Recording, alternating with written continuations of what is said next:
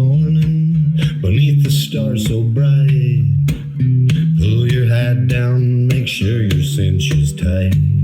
Horses kinda snuffy, cold chill up your spine. You'll get your ass moving, son, we're burning daylight.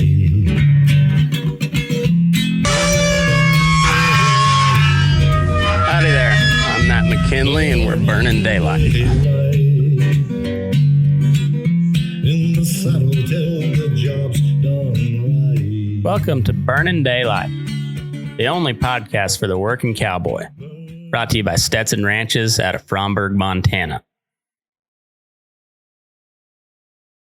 Well, howdy there, daylight burners. Happy Monday. Hope you had a good weekend. It's cooled off here the last, 4 or 5 days. It's, I was talking with Boots last week on Sunday. And I told him we'd probably have a freeze within the next week or two. And I think it was about 2 days, 3 days after that, something like that. We got down to 32. Nothing froze, but then this Sunday, so it had been, I think, Thursday night or Wednesday night and Wednesday night, Thursday morning, and Thursday night, Friday morning, got down to 31. There were some icicles on some stuff, so it froze. Not hard enough to kill all the flies. There's still a shitload of flies, but it was cooling off. You can just smell the pumpkin spice in the air. Fall is upon us. If you got an extra supply of UGG boots, now is your time. Like if you're looking to make a little extra cash, buy some UGG boots for cheap, and you'll be able to sell them at any of your local Starbucks for wildly increased profits. It's funny, kind of what I was talking about, what I'm going to talk about today. I really wasn't sure what I was going to talk about, and sometimes this happens where I'm just I'm researching something. I called Boots, and we were talking there, and then I was researching some other stuff. But anyway, so I talked to Boots, and the 4.6s just had their return to the Remuda sale, and they sold. Let me see. I bet you I can pull it up, but let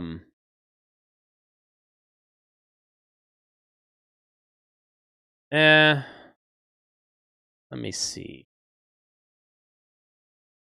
It was an 8-year-old gelding that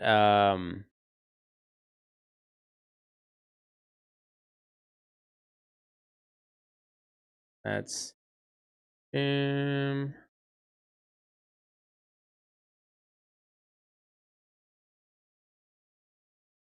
all right. Here we go. If you're watching on the video, here we go. It's a 8-year-old ranch gelding. Boots was telling me about this. I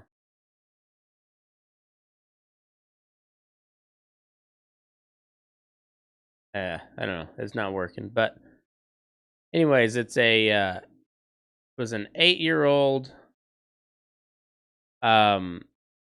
gelding that sold for $250,000, which, I mean, $250,000 for a gelding. And many of you, of course, most people listening here, you know very well that that's a ton of money anyways, but for a horse, that's an extraordinary amount of money, and even more so for a gelding. Like, that's just a preposterous amount of money. But that's neither here nor there. I guess it's just one of those things that make man, that's impressive. It really is. If I can find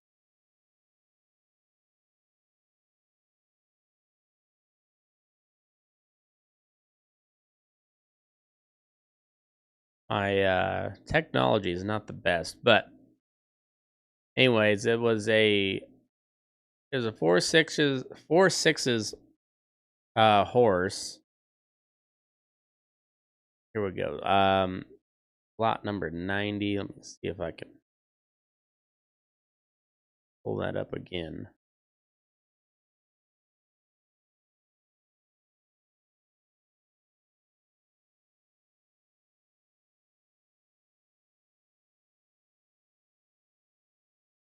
All right, so got the return to the Remuda sale.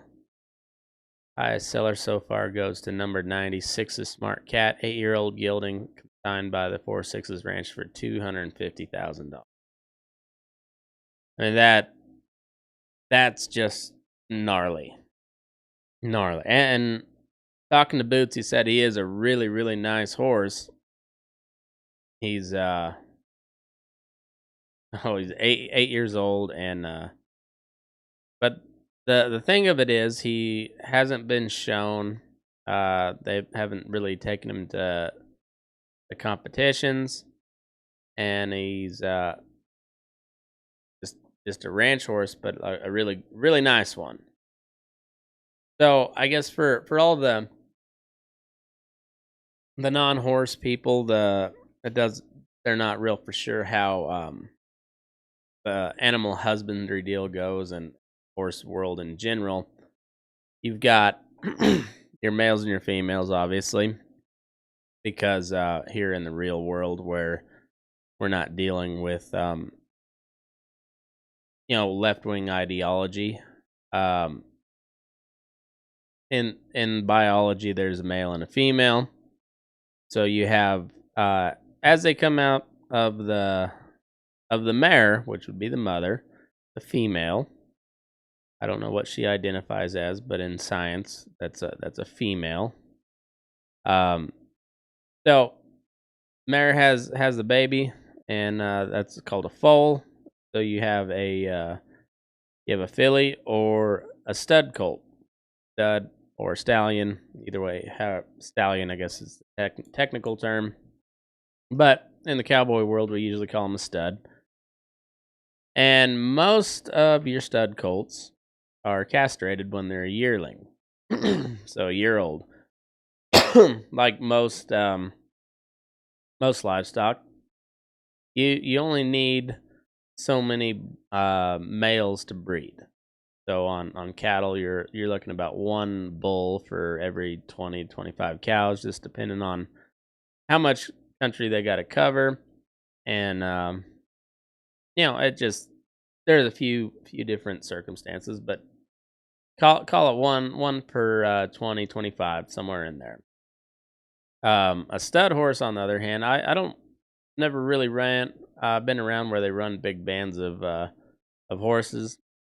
So we had a few growing up, and we had one stud.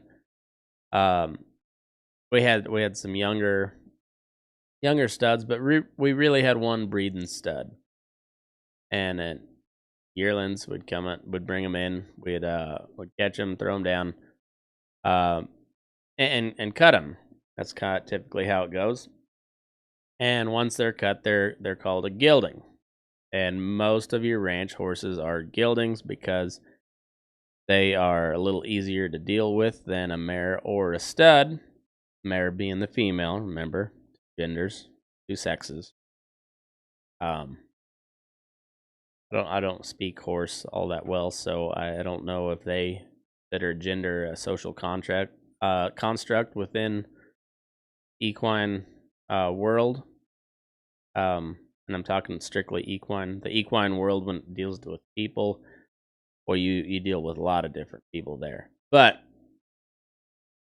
so anyway, these geldings, they've got no more testosterone, so become a little more docile. they're not as likely to bow up on you and hurt somebody, and they're a little easier to get along with, and but also their value is directly related to what they can do. A stud, if they've got good bloodlines, can really be a nasty, ornery kind of piece of shit creature.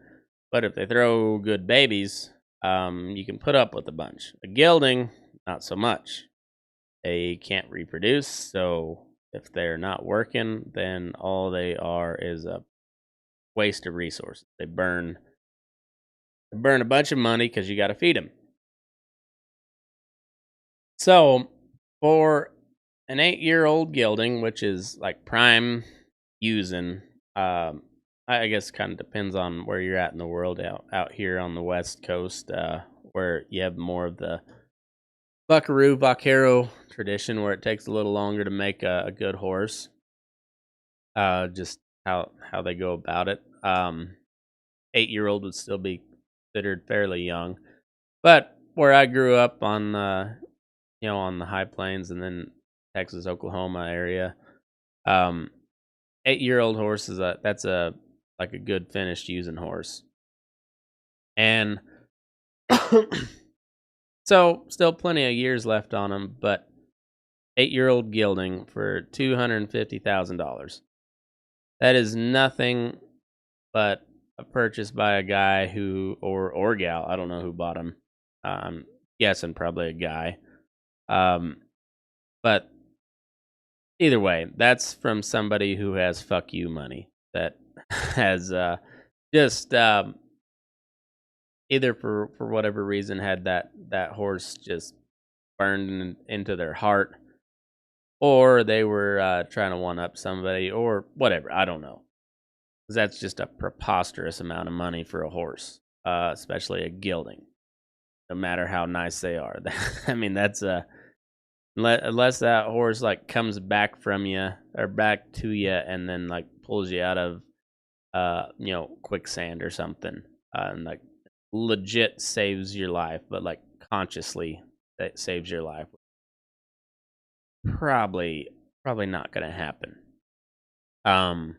Unless that happens, I mean that's just a preposterous amount of money for a gelding. And me being the believer in the free market, if somebody's willing to pay that, well, I guess that horse is worth that to them. Not so much for me. Tell you what is worth it though.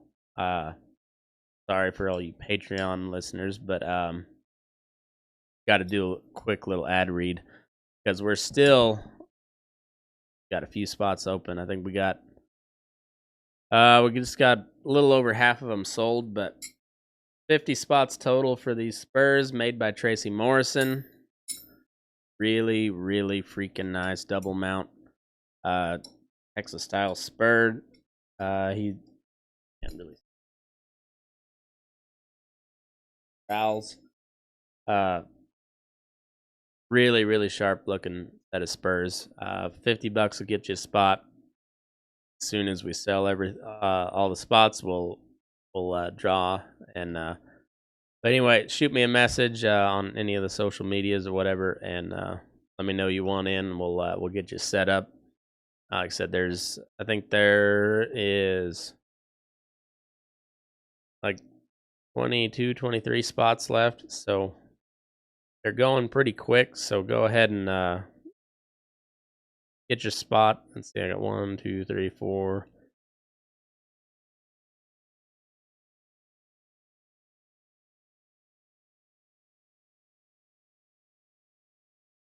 Got 23 spots left. So if you want to get entered into win them, I think he said he usually charged about $750 for a set like this. So get them for $50. That's a pretty good deal. Anyway, shoot me a message. We'll get you signed up. So, anyway, I kind of got to thinking about. I was talking with somebody the other day. I think I was talking. I was gonna say I was talking to my buddy Clint Mandel, but I haven't talked to him, and it's been it's been more recent since I talked to him last. But somebody asked me about the cattle market, and I honest to God, I didn't know that. I really haven't paid much attention, and it's one of those things I know I should pay more attention to, being that I work in the industry.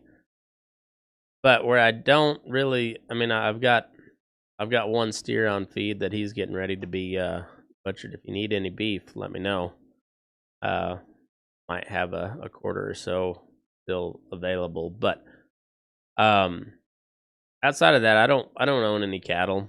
I don't have any short term plans to own any cattle, so I don't follow the cattle market as close as I should. And I know a lot of cowhands that are that way too.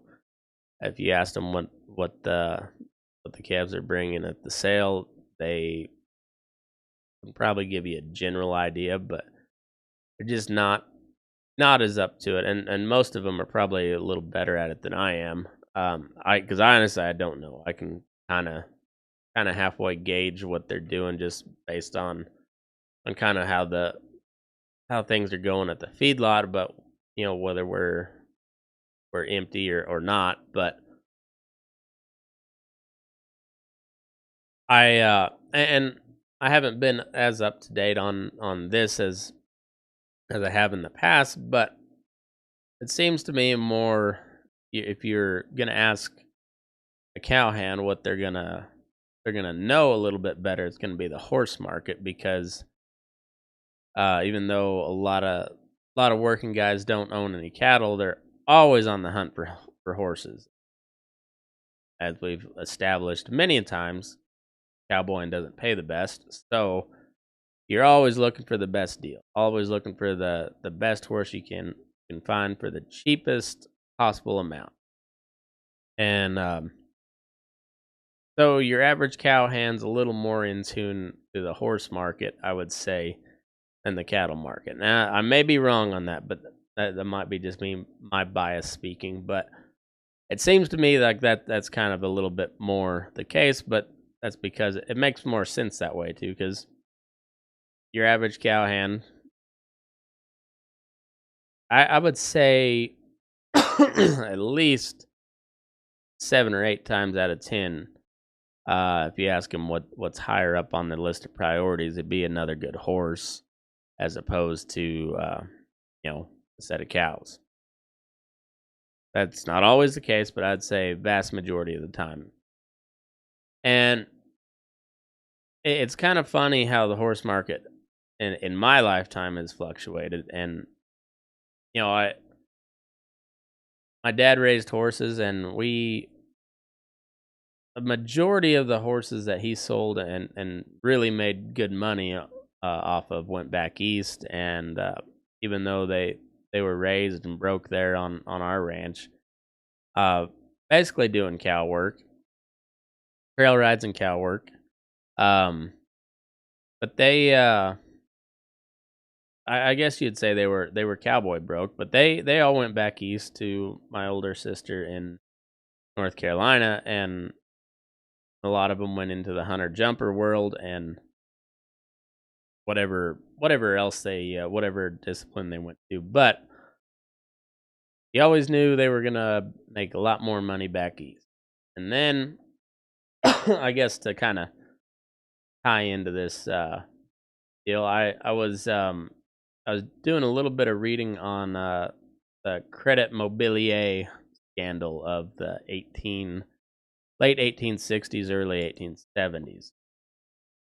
And if you've ever watched the series Hell on Wheels, I know I've mentioned it many times. If you haven't, I would highly recommend it. That's a good series to binge watch. I don't know if it's on Netflix anymore or not. It used to be. Um, like 3 or 4 seasons. I don't know how many seasons are. It decent amount of seasons, and it's a really good show. But it's all about the building of the first transcontinental railroad, so the Union Pacific and the Western Pacific.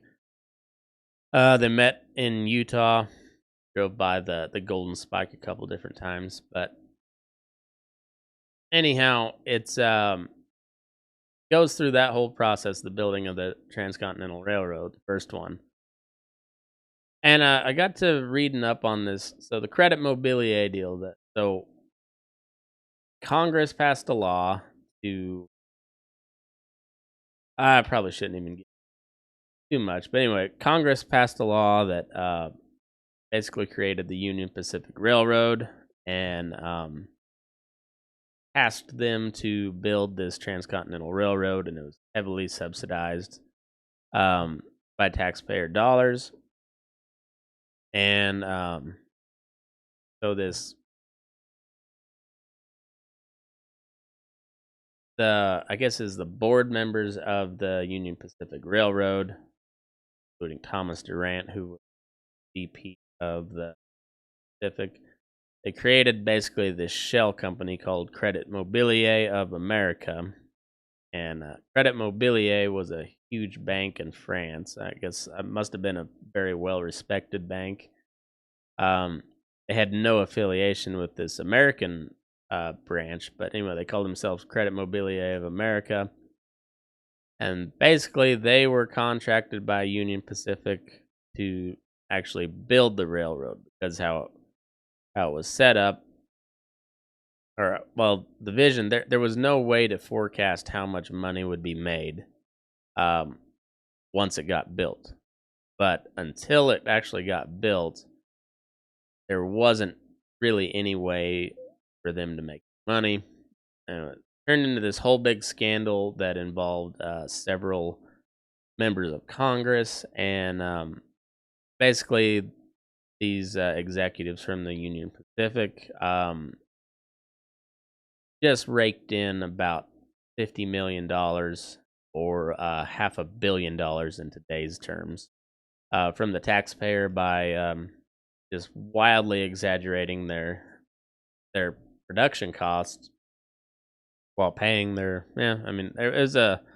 it's your typical robber baron type scheme where they make a ton of money, pay the workers little to nothing, and build a whole bunch of extra just your typical government corruption scandal. But I was reading into like just the amount of material and like how much it cost and everything, and I got to thinking of like how much the horse market has changed over the decades and the centuries, I guess. Where you're looking back then, the railroad has been around for a while, and it's really made the eastern part of the United States a lot smaller, especially, and they particularly figured out how useful it was to be able to move huge amounts of freight very quickly during the Civil War. Like blowing up rail lines was a pretty common occurrence on both sides, just trying to disrupt the supply lines. But when you're talking about the Transcontinental Railroad, so you're looking at from Nebraska all the way to California. You're trying to connect those two, basically. There's no cities out there, and except on the West Coast, you got this San Francisco, and then a bunch of little small towns in California, and then you got like Omaha is about as far west as you got, but before there was really nothing. When they first started building this thing, I mean, I guess the Mormons moved out to Utah in like 1840 something, so they were established, but there was a whole tension between them and the United States government. So for all intents and purposes, there wasn't really anything between Nebraska and California. So there was no commerce to be done. And anyway, so that's how they were able to able to turn a profit, even though it was I'm still on this credit mobilier deal, but you still had to get all those supplies, even to just build the railroad. You had to get them out there somehow, and the railroad would only go so far, so they could haul a little bit up there too, or they could haul a bunch, but to get further out there, you had to use horses and wagons and mules and oxen, and it just like if you put it in today's terms, like where you have your little like commuter cars, like compact cars, you have little bitty pickups, you got your full size pickups, say like your half ton, 3/4 ton, then you got like your 1 ton made for pulling something, all the way up to semis, and even like the huge dump trucks when like you're hauling out of the mines and stuff. Well, those all used to be horse flesh or some sort of animal. So you had like your little your little farms had your horses and mules, but they probably didn't have a whole lot of horse flesh. And then you had like the army, and so instead of Humvees and and like a Ma Deuce hauling and hauling troops around, no, you had the cavalry, and or he just marched, you know, and but the military, you know, they used to just come through towns and just buy whatever they could, and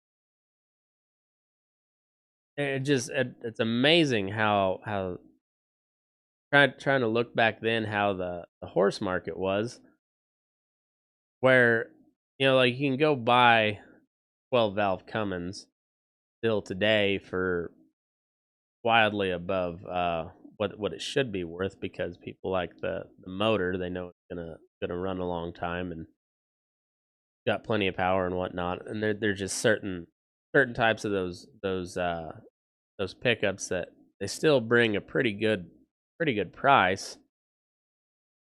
And I imagine there'd be a few horses and some like strings of horses back then that you knew were going to be better than the others, but they just didn't have. I can't imagine they had that same type of like brand recognition as say a 12 valve Cummins, or like that stayability, where what's the word, resale value. Because like once a horse is played out, it's played out. You can't well, especially back then, you couldn't go give them new knees where you can swap out a motor or do a tune up or something, overhaul, and still get quite a little bit more life out of a pickup, where as a horse or a mule, like once it's done, it's done. Once they're crippled, they're you know I can't imagine the shelf life on on an animal back in those days, especially when let's like go back to the building the railroad, man. You're not only dragging rails and ties out there, but you're grading the ground. And so like if you weren't blasting shit, but like horses hauled the TNT up to the up to the blast site. But even on the flat ground, you still had to grade that and level it out, and that was horses and mules that did all of that. And man, I can't imagine the sheer amount of horse flesh back in those days that was around. Because I mean, there's a lot of horses around now, but there's very very small percentages of the population that uses them. Whereas back then, the population wasn't near as big as it is now, but the entire population was dependent upon, or unless you lived, right directly in the cities. But even then, like your entire population depended on horse or mule for travel. And boy, it had to have been. I guess if you think about it, it'd been like buying a an F-250 from your neighbor. You got a transmission goes out on your pickup or something, and well, your good mule goes down, so you just I guess run over to your neighbors or wherever, and I'm sure there were auction houses, whatnot. But I imagine it was a lot easier to pick up a mule back, and I wonder what that process was like. But I would have to imagine it'd be about like buying a buying a pickup, less paperwork, of course. There's everything back then was a little less paperwork. Um, I'm gonna dig a little bit more into this credit mobilier deal because there's we can go on paperwork there because yeah, that was a pretty big deal. Um, but anyway, like I think the going rate for like your just average working stock back then had was like on the high end you're gonna get like $15-20 and I'm sure there was some exorbitant amount paid for like good breeding stock and whatnot. But I would imagine cases where like this deal down at the 4.6s where an 8-year-old gelding sold for $250,000. And I mean that's obviously pretty rare today as well, but I can imagine it was a little would have been a little more shocking back then for something of equal value. I don't know what that version on that would be or adjusted for inflation. How would they say on that? $50 million was about or $94 million was about $1 billion today. So roughly 10 times. So back in those days, they would have been paying $25,000 for an 8-year-old gelding. But then again, there wasn't near the number of, especially on the quarter horse side. I don't quarter horse that wasn't even established breed back then. So, uh, but just to imagine somebody paying $25,000 for a horse back then, especially a gelding, that would have to be, I don't know, it'd be the same thing as what happened down there in Guthrie. Just a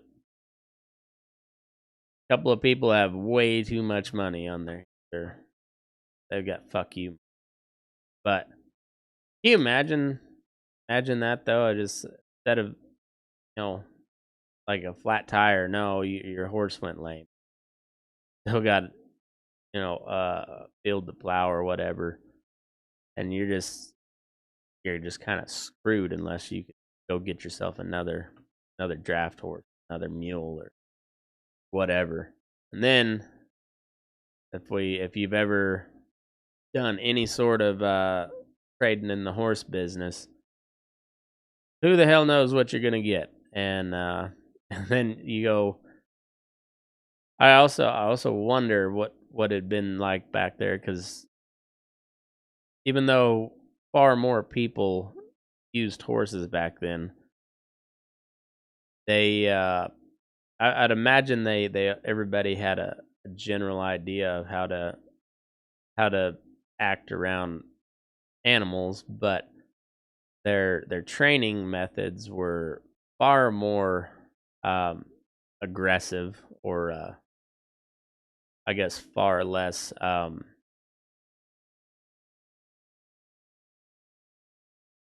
well, people weren't worried about seeing an animal get hurt back those days, so I imagine they were a little more no holds barred. Uh, but still, people being people. There's a lot of nostalgia about the good old days where they think guy's word was his bond and all that stuff that we like to think about, and I think it was a little more prevalent. But you start reading back then, and people were just as crooked, and So you got somebody saying that, oh, it's a good broke plow horse, got plenty of years ahead of him, and get him home and he doesn't pull, or tears all your your farming equipment and then rigging to shit, or he dies on you, and just that's part of the horse game, baby. And I would imagine it's always been like that, but I don't know. But it's you know, being in the cowboy world where I do make my living off of horses, it's always kind of in the back of your mind, but it's I guess it's never been a life or death situation for me that I have a good solid mount, or having a lame horse has never really set me back financially. But like, I know people that have, um, but like, I've never really been in that situation. It's wild to think about how much just the horse economy has changed since. So this was I was reading about, but it's been, hundreds, thousands of years even before that. But been about 150 years since this time period I was researching, where this was just, kind of the early days of the railroad, which eventually, you know, put the freight lines, the like the Pony Express and the stagecoach. Just, it didn't put them out of business, but it put them well on the road to getting put out of business. And then, so you still had your saddle horse, still had some demand for draft horses, but not as much. Then comes the automobile, and within 20, 30 years, just your passenger saddle horse has almost gone by the wayside. Then you get the invention of the tractor, and then your draft horse is almost overnight just retired. You still have few segments of the country holding out, still running off of horsepower, but another decade goes by, and it just, the amount of horses that get used, it tapers off significantly. But here we are in 2021, and you still have an 8-year-old gelding selling for $250,000. Just, it's wild when you think about that little roller coaster of, and then in the meantime, say, so like the 40s and the 50s, when really, like draft horses and whatnot have pretty much become obsolete, and you still, outside of the racetracks and the rodeo and working cattle ranches, nobody's using a horse anymore. But throughout the 50s, 60s, 70s, and 80s, you get the rise of the quarter horse, and all these uh, all these associations that go along with it, and all these events and trials and competitions spring up. And now, even though the numbers of horses, I'd have to look, and I can't imagine that the number of horses today is anywhere close to what it was in, say, the turn of the 20th century, right around 1900, when still good chunk of the population's using horses. I would imagine the number of horses now is nowhere close to what they were back then, but don't quote me on that.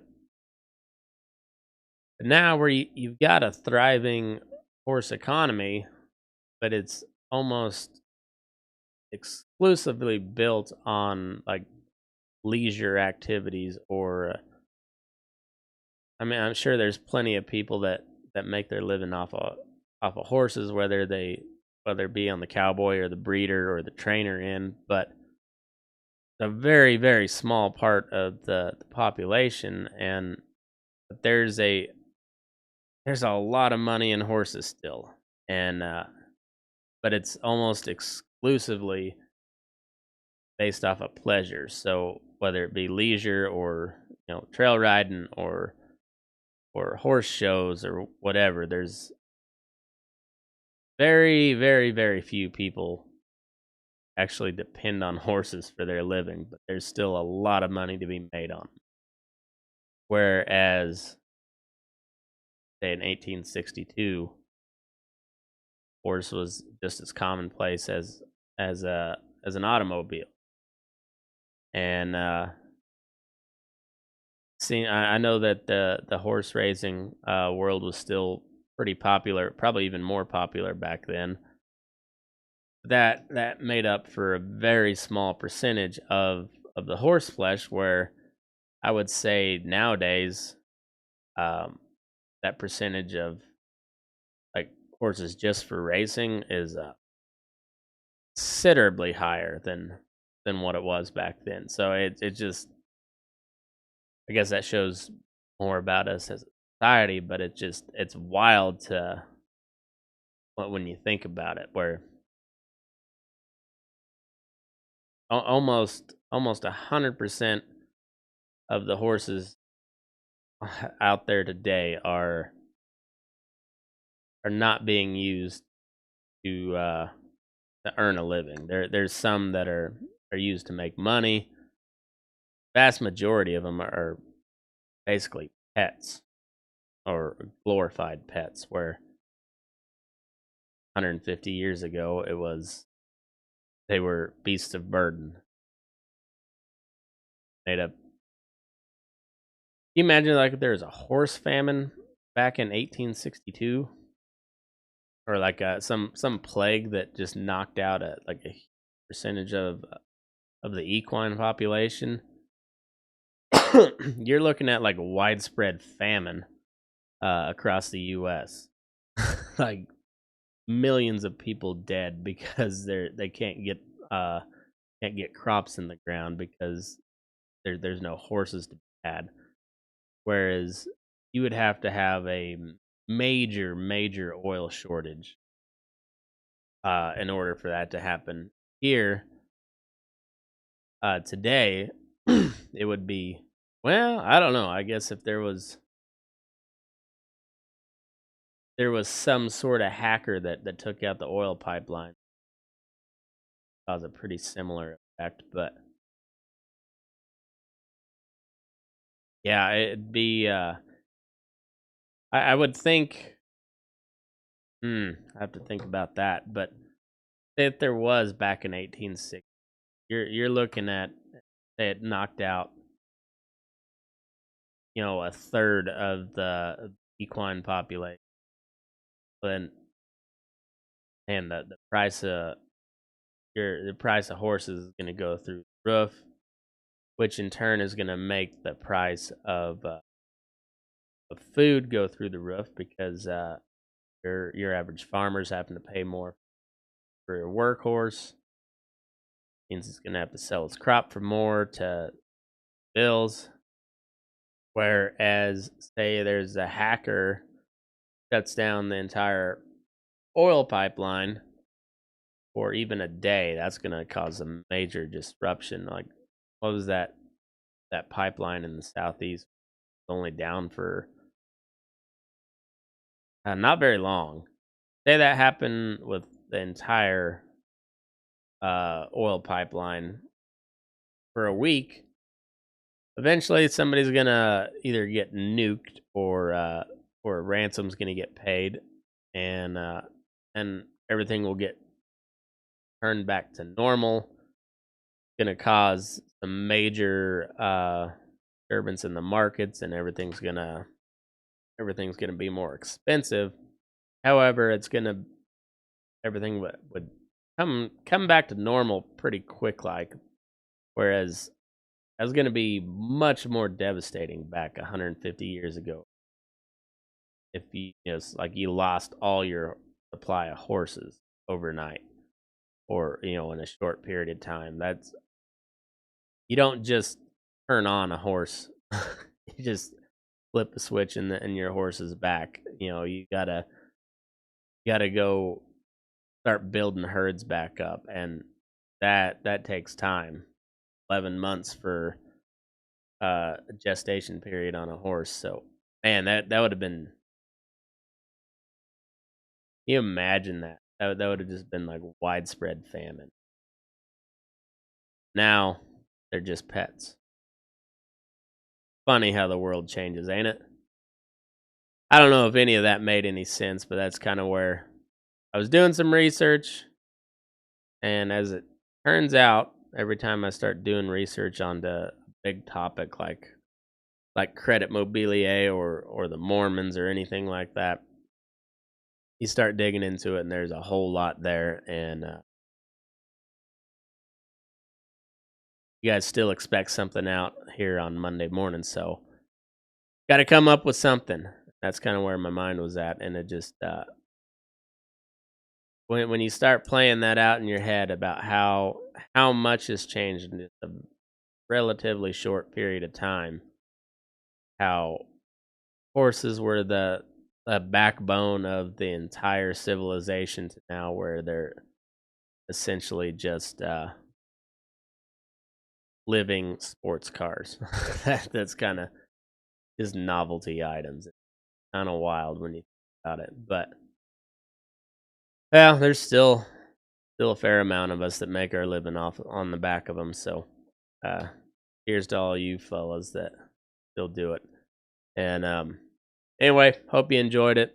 Hope you have a good week. Make sure you get signed up for these Spurs. Got 23 spots left. I'm sure they'll go pretty quick. So shoot me a message. We'll get you hooked up, and have a good week.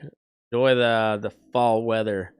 Get your pumpkin spice on or whatever, and be safe out there. It's a busy time of year. I know everybody's doing fall works, gather, sort, wean, all that good stuff. A lot of cattle moving around this time of year, so see a trucker on the road. Careful, his livelihood's on the line. So, anyways, have a wonderful week, and move your ass. Burning daylight.